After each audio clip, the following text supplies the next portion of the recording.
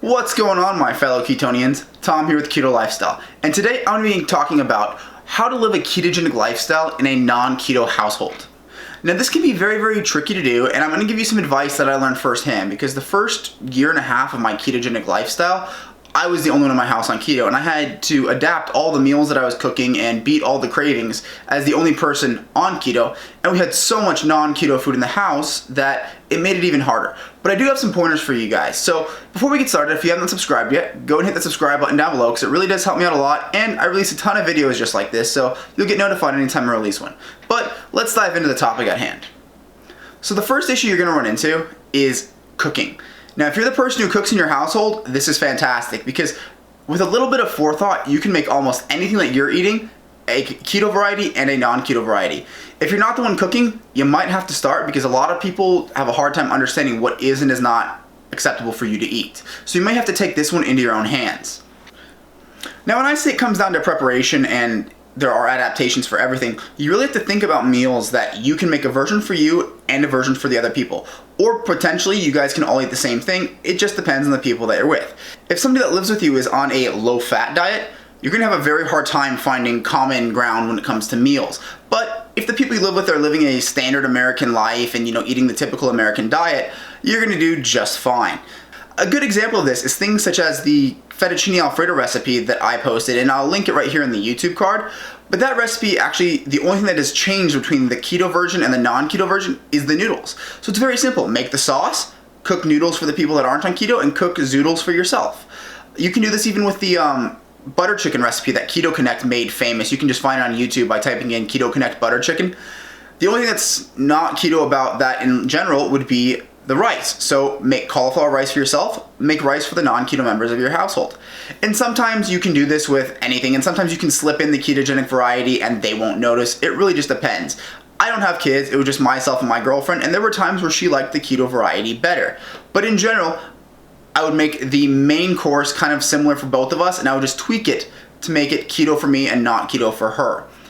Sides can also be tricky. Things such as mashed potatoes can be substituted with cauliflower mash. Again, you may have to make two, but it is possible. The trick is just think ahead of time and come up with things that you don't feel like you're missing out on. The next hard part is snacking. Now, in a typical American diet, people snack a lot, and this was one of the hard things for me to break. I am a potato chip addict. There should be a rehabilitation program for people like me, because if I take one bite of a potato chip, I am going to eat the whole bag. And that's not a joke. So what did I do to combat this? Well, actually, I started making ketogenic things that reminded me of potato chips. Now, I have a recipe out there called How to Make Ketogenic Potato Chips. I'll link it up in the card right here now.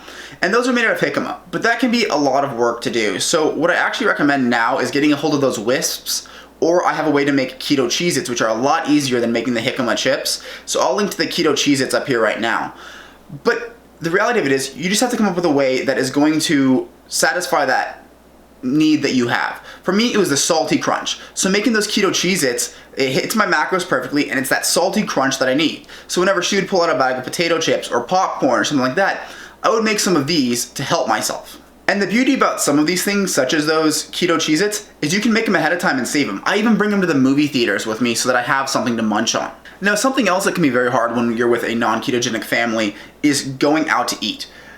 Italian restaurants are very, very difficult. Sometimes you can find things, sometimes you can't. I typically find that Italian restaurants usually have a steak on their menu, but I find that Italian and Mexican food are some of the hardest things to find a keto-friendly option. That being said, you usually can make something work, and a lot of restaurants will work with you if you just say, hey, I can't have this, what do you have?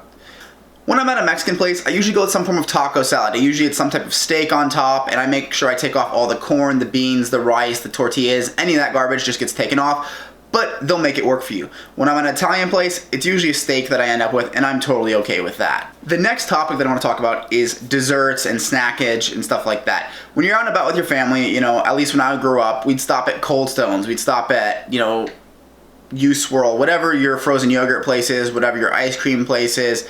We'd stop at those kind of places when we were out and about as a family.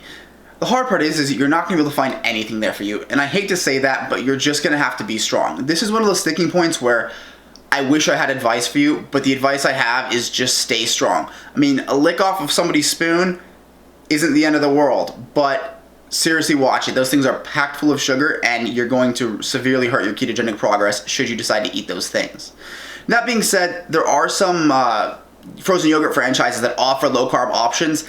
They're not really as low carb as you think they are, but you can look online and see if it's something that you may be able to fit into your carbohydrate intake that day.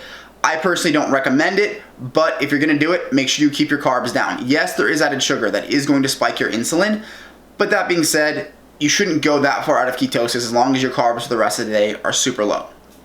Now I know living in a non-ketogenic household as somebody who is on the ketogenic diet is very, very challenging, but you have to understand, I lost the majority of my weight in that same situation, and it was doable. Yes, it's going to be harder on you, and that just means you're gonna have more heart and you're gonna want it even more. But that being said, I know you can do it. If you need help, you need substitutions, go ahead and reach out to me in the comment sections. If there's something your family's eating that you really want but you can't figure out a substitute for it, again, let me know in the comments. I'll find a way to make it for you. We'll get you through this. It's a pain, but trust me, if this is something you really want, you can make it happen. But with that, I'm gonna close out the video. If you have not subscribed yet, go and hit the subscribe button because it does help me out a lot, and you know what? It sounds like you and I might have a good relationship moving forward. If you like the video, leave it a like. If you have any questions or comments, leave them in the comment section. But with that, I'll see you guys in the next one.